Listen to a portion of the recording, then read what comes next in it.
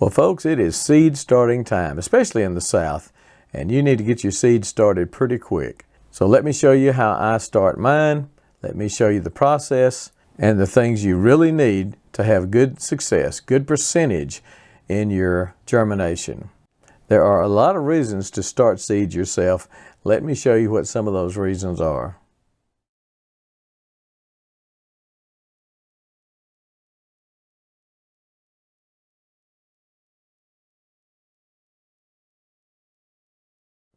Okay, we're dumping the seed starting mix, and this is a good potting mix. I've let it kind of clump sitting in the barn for months and months, but a good seed starting mix is best. It's sifted a little finer than just a regular potting mix.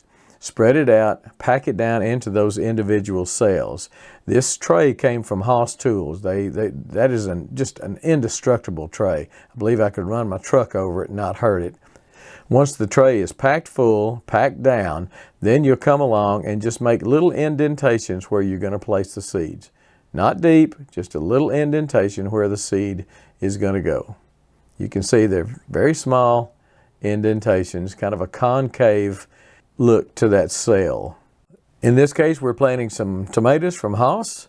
These are coated seeds, and so they're white. They're a little bit bigger than a normal tomato seed because they're coated with a substance. But just place the seed right into the indentation that you made with your fingers. You can see the seed down in that indentation. Again, it's not deep, but it's just a good place for the seed to rest. Make sure you mark your rows. Don't think you can remember this unless you're doing just one variety, but make sure you mark your seeds with some type of marker that shows you what you have planted in that row. You will forget. Don't rely on your memory. Now I'm pressing the seed down into the tray, down into the mix. Again, not applying a lot of pressure. I just want that seed to have a good contact with that potting mix that it's laying on top of. We're going to put potting mix on top of it in just a minute, but I want the seed to kind of be down into that potting mix just a little bit, just a good contact. So a good contact with the potting mix. Now I'm going to put some potting mix on top. Now this needs to be sifted pretty fine, crumbled with your hand. Just make sure it's not a lot of sticks and bark in it. That's why a good seed starting mix comes in handy. They're usually sifted real fine. A lot of people swear by using perlite, just spreading perlite on top. I've done that in the past. For me, it's not been any better, but a lot of people do that. Now perlite, if you're not familiar with it, perlite is the white stuff you see right there in that mix, that potting mix. That's perlite. It kind of looks like styrofoam, little pieces of styrofoam. It just retains water real well. And a lot of people would just spread that white perlite all the way across their tray. But right now I'm going to go back through and pack it down just lightly. I'm spreading the seed starting mix on top of the seeds, but I'm doing it in a way that I won't disturb the seed. I'm not pushing down hard, very, very lightly. Not disturbing that seed as I am spreading that mix out. Very, very light touch. Now packing it down, again, you want that seed to have a good contact with the potting mix above it and below it. And now this is where I want you to do like I say and not like I do. I did not have a good, gentle sprinkler to water my plants, to water my seeds, and this is just way too hard. And using something like this, you can wash those seeds out of those little cells. So don't use something like this. Use a real light. I kind of backed off there and trying not to wash it away. But I'm not doing a good job.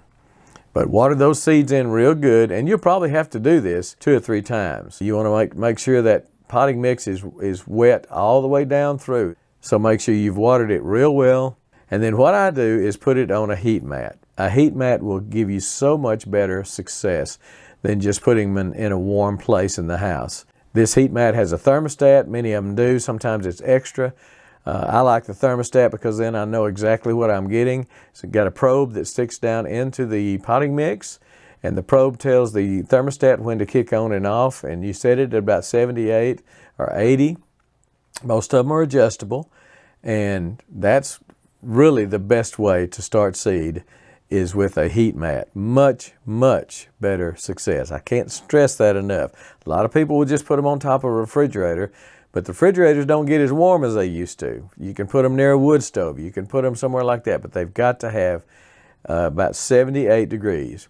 Now, what I've done is what I do most of the time. I brought them in the house. This is my spare bedroom on my wife's antique quilt. But I found that I get a much better success rate by doing them in the house and not in a cold barn. So here they are, heat mat, probe in it, thermostat, and then I also, most of the time, will try to remember to put a sheet of plastic on top, just a Glad wrap, something like that, just a saran wrap, and it helps keep them moist.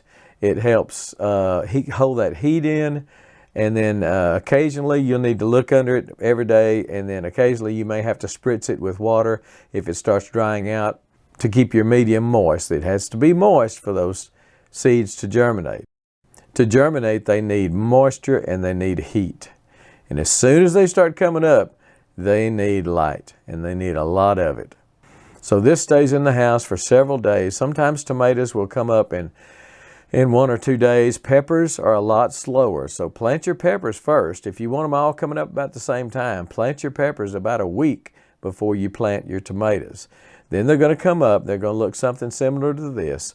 As soon as they start coming up, put them under a grow light. They really, really need light. Don't think you can put them in a windowsill and that's going to be enough. It is not. They have to have much more light than that. I like using a grow light. I've had great success using grow lights. Now, once they get big, then it's time to transplant, or at least I do, transplant typically to a larger container or 6-packs. And at this point, they need to be under grow lights all the time. So I highly recommend a grow light setup if you don't have a greenhouse. Use a quality seed, use a quality potting mix, water them in. You'll plant them shallow, about 1/8 of an inch deep, maybe 1/4 of an inch. These small seeds like this. Water them in gently. Make sure they are misted or they stay watered. I like to water sometimes from underneath, and Hoss does have a tray, a watering tray, to water from underneath that seed starting tray sits in and allows you to water from underneath. I like to do that myself. So hopefully this will get you started, get you going. I don't know if you've noticed, but the seedlings in the stores are going to be expensive this year. I just left the feed store a while ago. They had a bunch of seedlings there. I was fixing to get some lettuce and broccoli and stuff, and I looked and they were $5 a piece. And I just said, nope, not going to do it. $5 a piece. So starting your own seed can be rewarding. It's a good skill to have, but it's also going to save you some money. All right. Hope this helped you get on your way to starting some seed for this year. With that, we're gone.